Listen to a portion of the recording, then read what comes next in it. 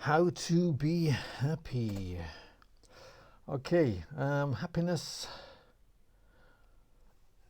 is very much controlled by stress levels, which in turn obviously is a response to the amount of stress. And obviously, people respond differently to different kinds of stress.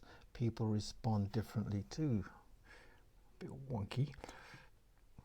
You know, different stresses cause different responses in different people. But I want to hammer the point home that anything that you can do to control stress yourself is valuable, because that will lower the levels of toxic biochemicals in your body from your own response system and give you distance so that you can look at the things which are a little less easy to control. So there are two types of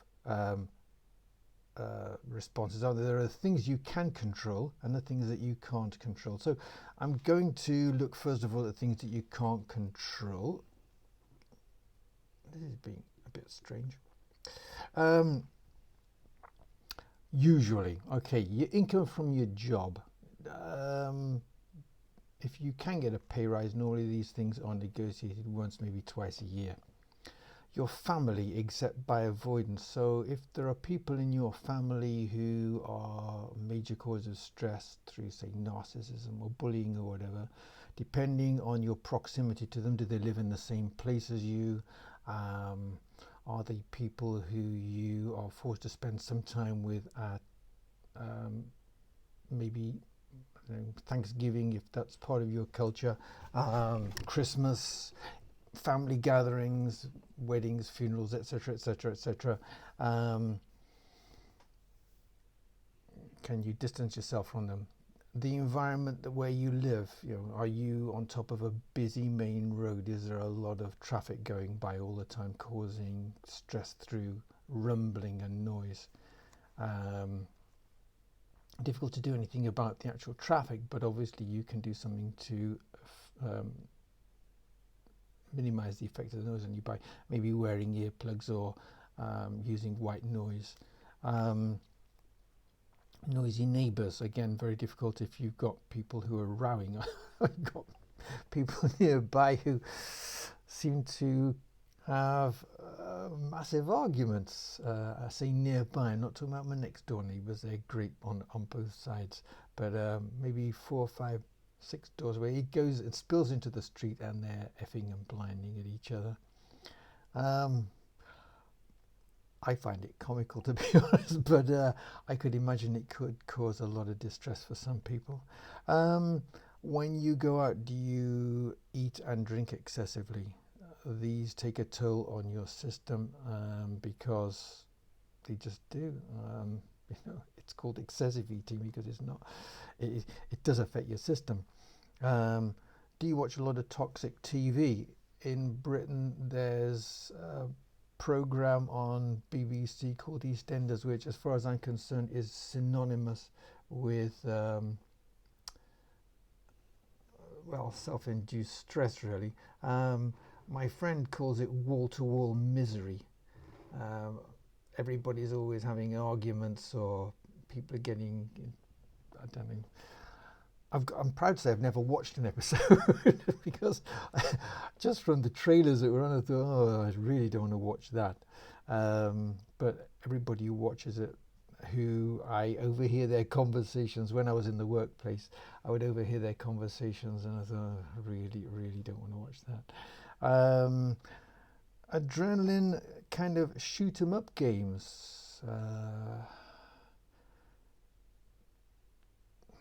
When you push a lot of adrenaline into your system, you are going into fight or flight mode. It puts you in a state of stress.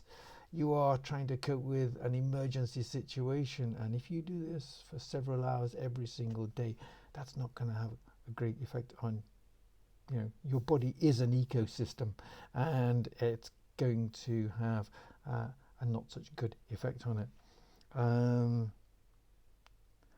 certain sports as well. I'm going to pick wrestling. Okay, yeah, it's obviously stage managed up to a point. There's a lot of theatricals there, and the idea is to get your adrenaline up, the old granny syndrome. I apologise to grannies everywhere, but they were synonymous with this, and I knew of one or two who used to do this. My shouting at the screen. Yeah, she was in there. And other adrenaline inducers, such as gambling. The whole point about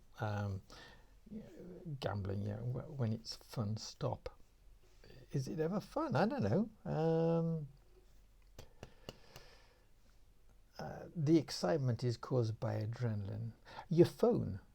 I'm sorry to say this, but if you are constantly on social media and Instagram for validation, then that is a source of stress, and it's having an adverse effect on you, on your self-esteem, if people aren't validating you, if that's what you want. Okay, I mean, all these things come with massive qualifiers that if that's how you operate. Be aware of these things. Tomorrow we're going to look at the things that you can control. These are the things that you have.